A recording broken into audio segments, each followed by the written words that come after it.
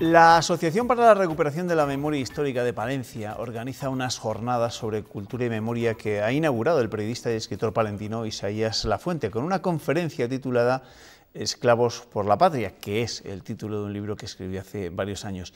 En Palencia nos espera Isaías Lafuente. Isaías, buenas noches. Hola, buenas noches, Juanma. En esa conferencia de esta tarde tenía que responder usted a una pregunta. ¿Fueron los presos republicanos esclavos del régimen de Franco? Bueno, esto es lo que muchas veces me reprochan, sobre todo desde, digamos, desde el sector franquista de esta sociedad, que todavía sigue habiéndolo. Yo no pretendo calificar las cosas, solamente pretendo contarlas y documentarlas.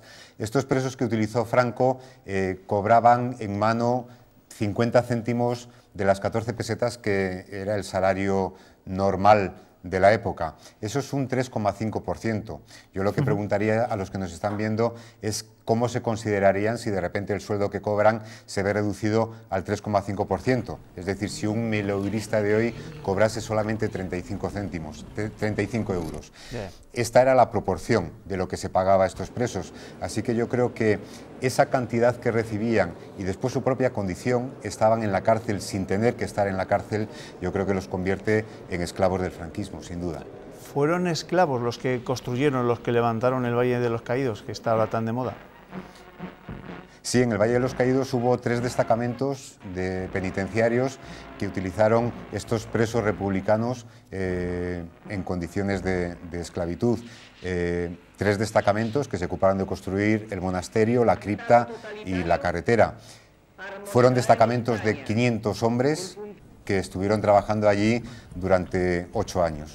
Pero el asunto es que en España hubo cientos de valles de los caídos, es decir, todos tenemos la referencia de que en el Valle de los Caídos trabajaron este tipo de presos, pero es que con este tipo de presos el régimen de Franco, sobre todo en la década de los 40, construyó todo. Los embalses que se construyeron en la época, las carreteras que se construyeron en la época, las líneas férreas que se construyeron en la época, construyeron el estadio de fútbol de Valladolid y el estadio de fútbol de Palencia, por ejemplo, sin ir más lejos, hicieron todo tipo de trabajos a lo largo y ancho del país. Fueron utilizados en todo tipo de sectores, en todo tipo de obras, de infraestructuras y en todo tipo de categorías. Claro, a eso le quiero preguntar, ¿no? En cierto modo, al final, sin esa mano de obra esclava, como usted la define, evidentemente hubiese sido imposible, ¿no?, que la España de la posguerra pues tuviese algún tipo de futuro, ¿no? Sí, lo que pasa es que no lo digo yo, lo dice el Patronato para la Redención de Penas, que fue el organismo que creó el régimen de Franco para gestionar esta ingente mano de obra reclusa, que en el fondo trabajó como una empresa de trabajo temporal, tenía una gran masa de decenas de miles de trabajadores que ponía a disposición de los organismos públicos, de los ministerios, de la falange de la Iglesia y también de empresas privadas que se constituyen en la época, pues como Dragados y Construcciones, por ejemplo, y que durante 20 años están utilizando a estos presos republicanos, o empresarios como José Banús, que a todos le conocemos por montar el puerto Banús en Marbella, pero que empieza trabajando en el Valle de los Caídos con un destacamento penitenciario y sigue utilizando todavía destacamentos de presos en los años 70, cuando construye el barrio del Pilar en Madrid. Es decir, que fue un gran negocio, no solamente para el régimen, sino para un montón de empresarios privados que se sirvieron de esta mano de obra, sin cuya participación muchas de estas obras no se podían haber construido, porque tenemos que pensar de un país recién salido de la guerra, con las líneas férreas destruidas, con las carreteras devastadas, que de repente se pone a construir embalses en mitad de la nada. Eso sin una mano de obra que hubiera estado ahí instalada a disposición de los empresarios las 24 horas del día, hubieran sido obras imposibles de realizar con una mano de obra libre. Y precisamente, ahora que estamos hablando tanto de memoria histórica, ¿se ha olvidado totalmente, pues, de los diferentes gobiernos, precisamente, de esta gente, de estos esclavos?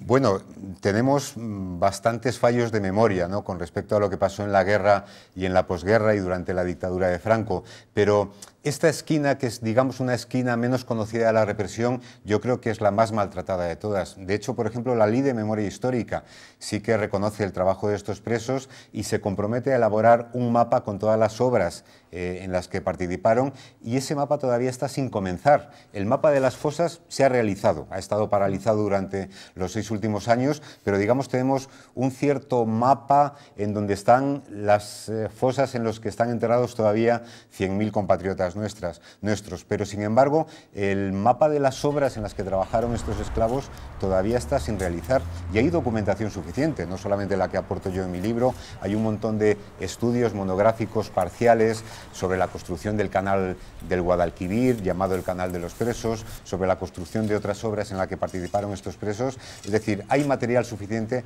como para elaborar ese mapa y todavía no se ha comenzado a hacer, y lo malo es que aquellos que trabajaron se nos están muriendo, porque los más jóvenes pues ya tienen 100 años si es que viven. En estas jornadas que se celebran en Palencia seguro que se va a hablar y mucho acerca de la exhumación de los restos de Franco y de ello le quiero preguntar, ¿no? De esa exhumación, pero primero le quiero pedir opinión acerca del Valle de los Caídos. Para usted, ¿qué debería ser el Valle de los Caídos?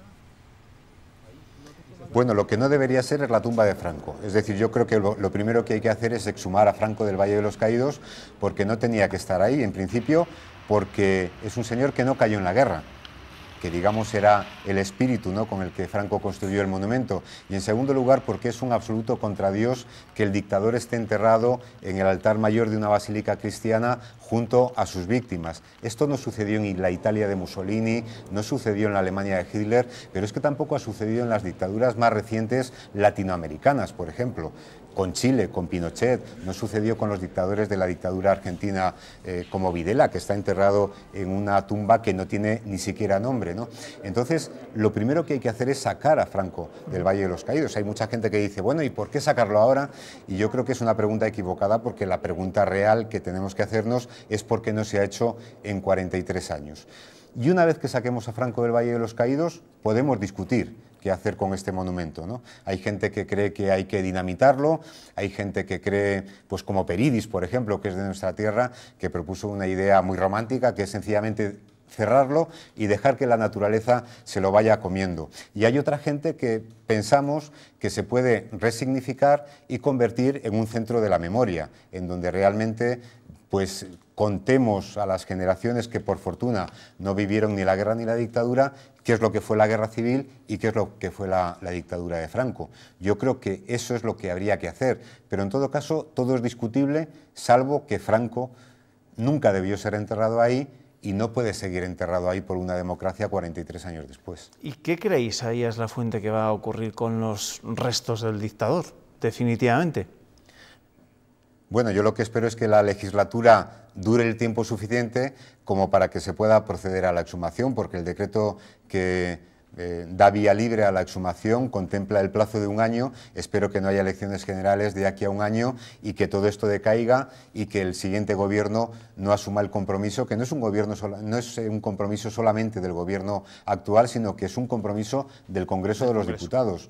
Lo ha votado la sede de la soberanía nacional. Eso es lo que espero. Lo que espero es que se remate, lo que espero es que la familia Franco deje de torcer los acontecimientos y lo que espero desde luego es que no sea enterrado, que le pasemos de una basílica a una catedral en pleno centro de Madrid.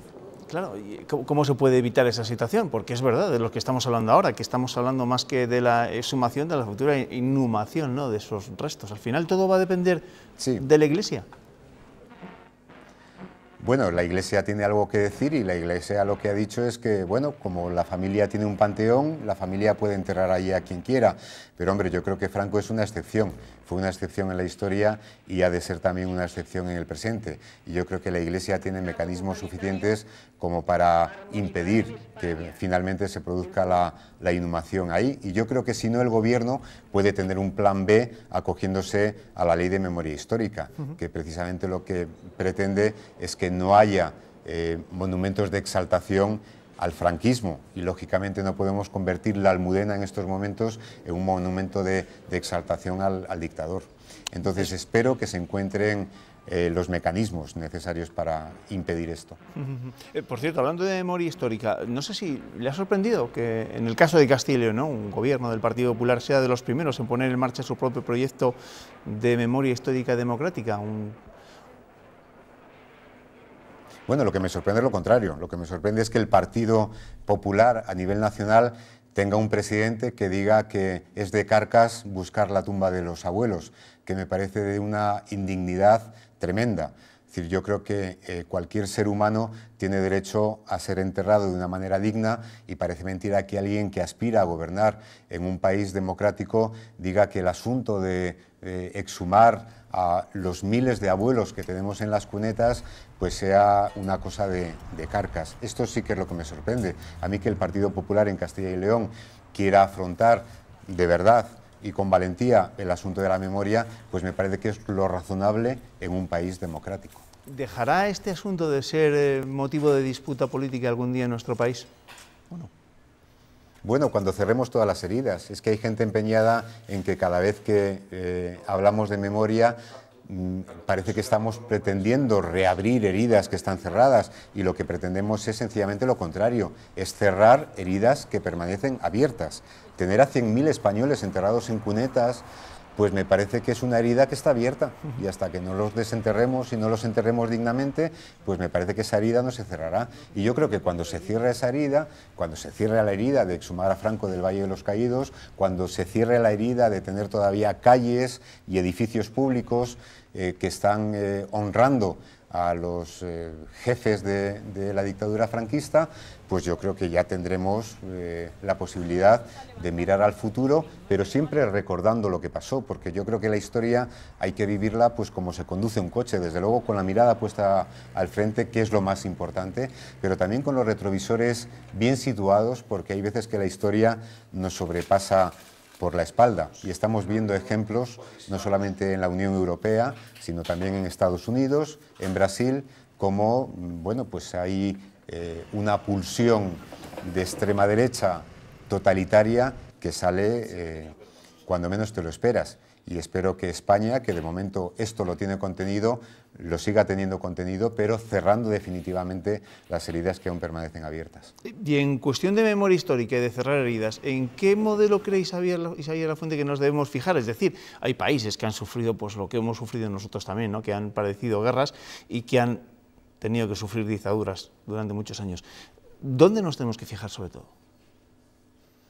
Bueno, pues Alemania, que sufrió una dictadura desde luego mucho más feroz que la de Franco, con el nazismo, ha resuelto muy bien este problema. No tardó 5 minutos, ha tardado tiempo en hacerlo, pero por ejemplo, todas las empresas privadas, Siemens, Bayer, BMW, que trabajaron como esclavos del nazismo, han indemnizado a aquellos esclavos.